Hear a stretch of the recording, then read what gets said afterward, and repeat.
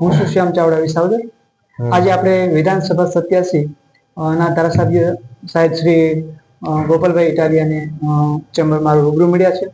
જોઈએ કે આજે જનસંપર્ક નો એક કાર્યક્રમનું આયોજન સાહેબ દ્વારા કરવામાં આવ્યું હતું, જેમાં બહોળી સંખ્યાની અંદર લોકો ઉપસ્થિત રહ્યા હતા। એમના જે કઈ પ્રશ્નો હતા એ પ્રશ્નોને વાચા આપવા માટે સાહેબે ખૂબ પ્રયત્ન પણ કર્યો હતો અને અત્યારે આપણે સાહેબને રૂબરૂ મળીએ। નમસ્કાર સાહેબ। નમસ્તે સાહેબ, અત્યારે હાલ ગુજરાતની અંદર સરકાર દ્વારા એવું કહેવામાં આવે છે કે 31,000 કરોડ રૂપિયાની ચૂકવણી સરકાર દ્વારા જે પેકેજ જાહેર કર્યું છે, નિષ્ફળ પાક ગયા છે, એમાં આપી દેવામાં આવી છે। તો આ બાબતે સાહેબ આપ શું કહેવા માંગો છો? હું તો આ બાબતે તમારી સામે આંકડા સાથે જ બોલું। આજે જ મારે અધિકારી સાહેબ સાથે વાત થઈ હતી, તો કુલ અમારા ભેસાણમાં 1196 ખેડૂતો, જુનાગઢમાં 2859 ખેડૂતો અને વિસાવદરમાં 2952 ખેડૂતોને સહાયની ચૂકવણી થઈ છે। ભેસાણમાં 1196 એટલે 1200, શું ખાલી 1200 ખેડૂતો છે? ના, વિસાવદરમાં 2952 એટલે કે ઓલમોસ્ટ 3000। તો 3000 જ ખેડૂત છે ખાલી। તમે હજુ જુઓ, એટલે સરકાર જે આંકડાઓ કહે છે એ બધું હવાઈ વાતો છે, મતલબ માહોલ બનાવવાની વાત છે। 10,000 કરોડ જાહેર થઈ ગયા, 3100 કરોડ ચૂકવાઈ ગયા, મોટી મોટી વાતો છે। આંકડો બોલો ને કે કેટલા ખેડૂતોને ચૂકવ્યા। 3100 કરોડ એટલે એમ લાગે કે ઓહો બધું મહેલો ચણાઈ ગયા છે ખેડૂતોના ફળિયામાં। આંકડો બોલો ને કે ગુજરાતમાં 54 લાખ ખેડૂતો છે, તે પૈકી કેટલા લાખ ખેડૂતોએ ફોર્મ ભર્યા, તે પૈકી કેટલા લાખ ખેડૂતોને ચૂકવ્યા। 54 લાખ ખેડૂતો છે, તે પૈકી દાખલા તરીકે 15 લાખ ખેડૂતોએ ફોર્મ ભર્યું, એ 15 લાખમાંથી 8 લાખ ખેડૂતોને ચૂકવી દીધા। એમ કેમ નથી બોલતા? 3100 કરોડ કેટલા ખેડૂતોને? એટલે ભાજપની સરકાર તો આંકડાની માયાજાળની સરકાર છે, માયાવી સરકાર છે અને આવું બધું માયાવી ભ્રામક શબ્દજાળની અંદર લોકોને છેતરવાનો ધંધો કરે છે વર્ષોથી, અને આ એનું એનું કામ છે। ગૌરવ, અત્યારે હાલ થોડો સમય પહેલા જ આપણા કાર્યાલયની સામે જ જે કિસાન કેન્દ્ર છે, ત્યાં લોકો સવારમાં વહેલી સવારે 5 વાગે ખેડૂત લોકો હતા, એ પોતે ખાતર માટે લાઈન લાગેલી હતી। તો ગુજરાતની અંદર ખાતરની અછત છે, આ બાબતમાં આપનું શું કહેવું છે? ગુજરાતમાં ખાતરની અછત નથી, પણ અછત ઊભી કરવામાં આવે છે। ભાજપના કેટલાક ગુંડાઓ, કેટલાક ખાતર માફિયાઓ અને કેટલાક કોન્ટ્રાક્ટરો, એટલે કે આ ખાતરની વ્યવસ્થા સાથે સંકળાયેલા ત્રણેય ભેગા મળીને ખાતરની કૃત્રિમ રીતે અછત ઊભી કરે છે। વિશાળ માફિયા તંત્ર છે। એવું નથી કે કઈ આ બધું અચાનક થઈ રહ્યું છે। મારી કાર્યાલયની સામે લાઈન લાગી એટલે આખા ગુજરાતમાં વિડીયો બનાવીને મોકલ્યો, અને કઈ વાંધો નહીં, એ તો ભલે જનતા જાણે છે કે ભાઈ ગોપાલભાઈ મુખ્યમંત્રી નથી, ગોપાલભાઈની સરકાર નથી। આખા ગુજરાતમાં અત્યારે કોર્ડિનેટરમાંથી તો કેબિનેટ મંત્રી આવે છે। ખાતરની લાઈનો આજે સવારમાં લાગી। કેબિનેટ મંત્રીને કોઈ પૂછ્યું કે આ ખાતર માફિયાઓને ખાતર કેમ લઈ જવા દે? મોટી મોટી ફેક્ટરીઓમાં, મોટી મોટી ઇન્ડસ્ટ્રીઝની અંદર ખેડૂતોના ભાગનું ખાતર વહી જાય છે ઔદ્યોગિક ઉપયોગ માટે, અને અબજો રૂપિયાનો આખું ટર્નઓવર છે 2 નંબરનું ખાતરનું। તો આમાં ભાજપના જ માણસો સામેલ છે, કમ્પ્લીટલી ભાજપના માણસો। જેમ દારૂ વેચવામાં ભાજપના માણસો છે, જેમ ડ્રગ્સ વેચવામાં ભાજપના માણસો છે, એમ ખાતર વેચી નાખવામાં ભાજપના માણસો છે, અને જગ જાહેર છે। પણ કેમ કે સરકાર એમની છે એટલે સીધી રીતે તો માનવાના નથી। એટલે જનતા જાગૃત થાય કે આવું કેમ થાય છે, તો મને એવું લાગે છે કે આનો લાંબા ગાળે કોઈ સારો રસ્તો નીકળે। ગોપાલભાઈ મેવાણી એ પોતે ગુજરાતની અંદર જે કંઈ અત્યારે એક ચલાવી રહ્યા છે, બરોબર, તો એ બાબતમાં તમારું શું કેવું છે? અમે તો કહી દીધું, બરાબર યોગ્ય મુદ્દો છે, કહેવાનું શું કહી દીધું, અનેક વખત કીધું કે રાઈટ વાત છે, યોગ્ય વાત છે। ગુજરાતમાં ડ્રગ્સ કેવી રીતે વેચાય, સરકાર શું કરે છે, અવડું મોટું સરકારી વહીવટી તંત્ર શું કરે? તો બધા જ લોકો યા તો હપ્તા લે છે અને ડ્રગ્સ વેચાવા દે છે, યા તો પછી એને કઈ ખબર જ નથી પડતી, ગતાગમ વગરના માણસો બધા બેઠા।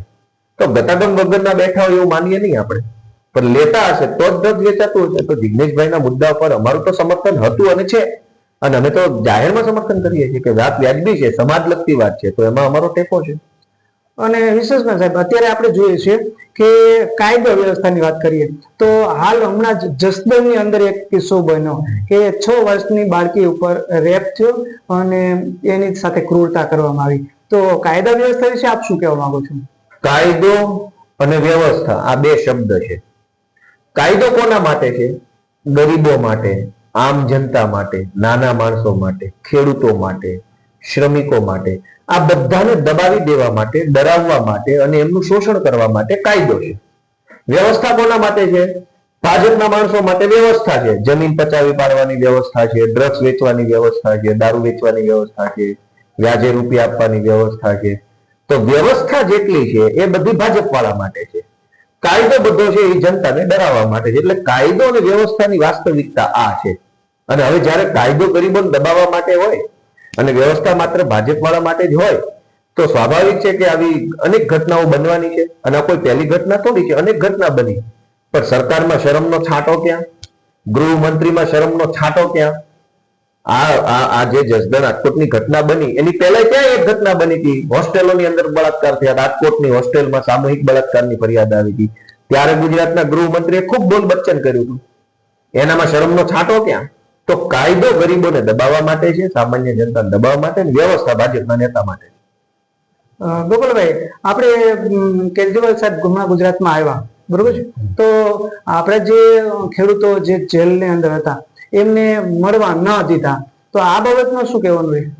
એમાં કહેવા જેવું ક્યાં છે? તો બધું સ્વયં સ્પષ્ટ છે કે અરવિંદ કેજરીવાલ ગુજરાતના ખેડૂતોને જેલની અંદર મળે તો એમાં તકલીફ કોને છે?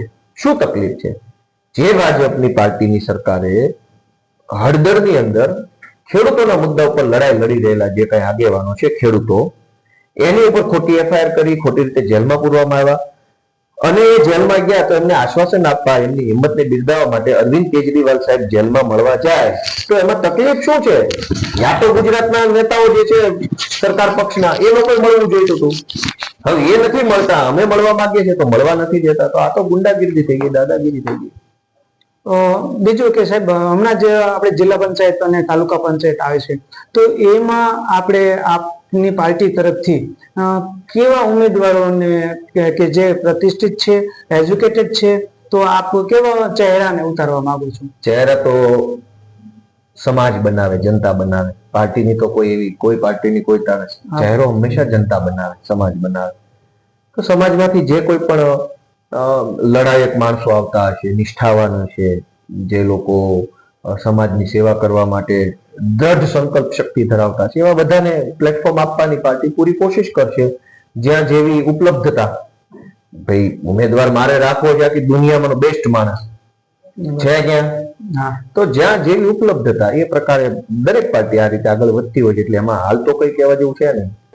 આપ વિસાવદર વિધાનસભાની અંદરથી જે ચૂંટાણા ત્યાર પછી વિસાવદરની અંદર આપના દ્વારા કેટલો વિકાસ જોવા મળ્યો કે થયો છે?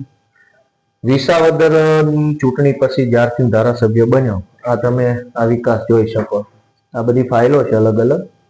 આ છે અમારે સરકારી મિટિંગોની ફાઇલ છે, આ ધારાસભ્યની ગ્રાન્ટની ફાઇલ છે, આ જિલ્લા સંકલન ફરિયાદ સમિતિની ફાઇલ છે, આ તાલુકા સંકલનની.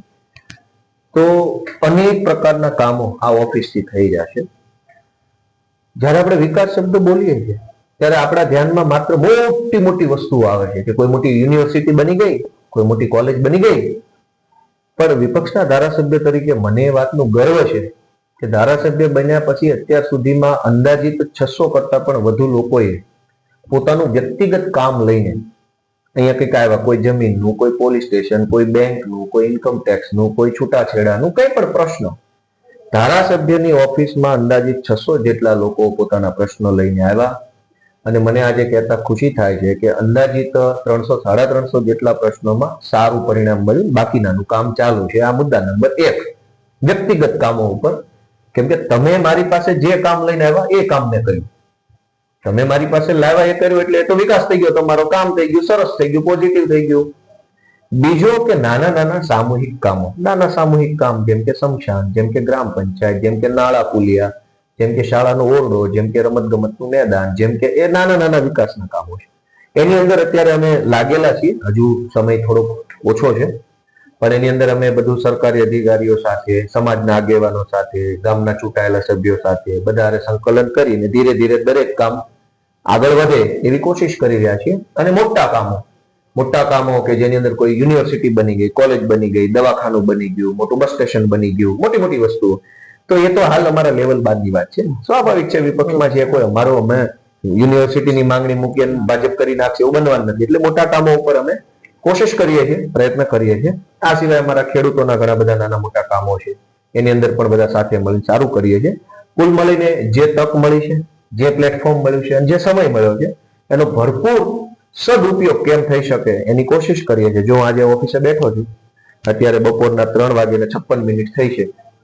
અત્યાર સુધીમાં હું લગભગ 150 જેટલા લોકોને મળી ચૂક્યો આ ઓફિસમાં. મહિલાઓ અનેક આવી, દીકરીઓ આવી, પુરુષો આવ્યા, વડીલો આવ્યા, બધા આવ્યા. હું દર બીજા અને ચોથા શુક્રવારે આખો દિવસ ઓફિસમાં વિસાવદર બેસું, બીજા અને ચોથા શનિવારે આખો દિવસ ભેસાણ ઓફિસમાં બેસું. એટલે મહિનામાં ઓછામાં ઓછા 4 દિવસ ફરજિયાત આખો દિવસ ઓફિસે બેસું. મારી કોઈ એપોઇન્ટમેન્ટ કોઈ લેવા નથી, કોઈ પૂછવા નથી. જે આવે આ જ ઓફિસમાં અહીંયા બેસીને કોઈ પણ વાત મને કહી શકે છે, અને જે લોકો મને કઈ કહે હું લખી લઉં છું, પછી અમારી આગળ સિસ્ટમની અંદર પ્રોસેસમાં ચડાવી દઈએ. એટલે આ અમારું કામ છે, એમાં જનતાના અમને આશીર્વાદ છે, એટલે સારું થાય છે. આંગણવાડી વર્કરો છે તે JRD જવાનો છે અને હોમગાર્ડ છે, આવા જે નાના કર્મચારી છે એનું હાલ શોષણ થઈ રહ્યું છે. તો આ બાબતમાં આપ શું કહેશો? એ બધા નાના કર્મચારીની એક જ વિનંતી છે, 2027ની ચૂંટણીમાં પોતપોતાના બૂથનું નેતૃત્વ કરો અને પોતાના બૂથ ઉપર ભાજપ હારી જાય એના માટે પૂરું તાકાત લગાવી દો. નવી સરકાર અમારી આવશે ત્યારે તમામને એમના હક અધિકાર આપવામાં આવશે. ભાજપ 30 વર્ષથી શોષણ કરે છે, તો મત આપવાનો તો નથી, પણ એની વિરુદ્ધમાં વધુ મતદાન થાય એવી કોશિશ કરવાની છે. હોમગાર્ડના જવાન, આંગણવાડીની બહેનો, આશા વર્કર પોતે જે એરિયામાં રહે છે ત્યાંથી 100 મત તો આમ આદમી પાર્ટીને અપાઈ શકશે. 30 વર્ષથી ભાજપ તો શોષણ કરે છે, તો અમે એટલું કહીએ કે હવે જે લડાઈ છે એ કોર્ટ કચેરીની કે સરકારને કાગળ લખવાની લડાઈ નથી. હવેની લડાઈ જે છે એ મતદાનની લડાઈ છે. તો મતદાનની લડાઈ લડો, અમે લડીએ, તમે લડો, બધા લડીને પરિણામ લાવીએ. સરસ. હવે છેલ્લો પ્રશ્ન સાહેબ કે અત્યારે જે આ વરસાદી માહોલને કારણે જે બનાવ ગુજરાતમાં બન્યો, બરોબર છે, એમાં ખેડૂતોને તો સહાય મળી છે, પણ અધર કાસ્ટ હોય કે અનુસૂચિત જાતિ સમાજ છે, પ્લસ OBC સમાજ છે, આ લોકોને જે ખેત મજૂર છે આ લોકો માટે એ તો અમે માંગણી કરીને સુરેન્દ્રનગરના સાયલા સુદામડા પાસે જે વાટા વચના ગ્રાઉન્ડમાં અમારી સભા હતી ત્યારે કેજરીવાલ સાહેબ, ઈશુદાનભાઈ ગઢવી અને અમે ત્રણેય એક તો માંગણી કરીને કે ભાઈ જે ખેત મજૂરો છે, જેને ખેતર ભાગવું રાખ્યું છે, એને પણ એની મજૂરી ગઈ છે ને. આપણે ત્યાં કાઠિયાવાડમાં ભાગવું રાખવાની પ્રથા છે, મજૂરી ભાગે રાખે, કોઈ 25%, કોઈ 30% ભાગ ઉપર આખું ખેતર ખેડવા આપે છે. જેને ભાગવું રાખ્યું એને ડિપોઝિટ પણ થોડી ઘણી આપી હોઈ શકે, અથવા એની મજૂરી ગઈ. તો ખેડૂતો મોટા ભાગે ઉદાર મનના હોય છે. ઘણા ખેડૂતો પોતાના ભાગ્યા કે શ્રમિકોને પોતાનો એમનો અધિકાર આપતા હોય, પણ ધારો કે કોઈ ખેડૂતે ના આપ્યું તો અમે એ માંગણી કરી કે જે મજૂરો હતા, જે ભાગ્યા હતા, એને પણ એને વળતર મળવું જોઈએ. નુકસાન એમનું ગયું છે, તો એ માંગણી અમે કરી છે. પણ ભાજપની સરકાર તો હું છે, કુંભકર્ણ છે, એને કઈ દેખાતી નથી, જનતાની પીડા નથી દેખાતી. ખૂબ ખૂબ અભિનંદન સાહેબ આપનો. આપણે જોયું કે વિસાવદર વિધાનસભા 87ના ધારાસભ્ય શ્રી ગોપાલભાઈ ઇટારિયાને આપણે મળ્યા, એમની સાથે ચર્ચા કરી અને ઘણા એવા પ્રશ્નો હતા જે સાહેબે એ પ્રશ્નોને સફળતાપૂર્વક પાર કરવાના પ્રયાસો કર્યા છે. ખૂબ ખૂબ અભિનંદન સાહેબ, આભાર આપનો. Thank you.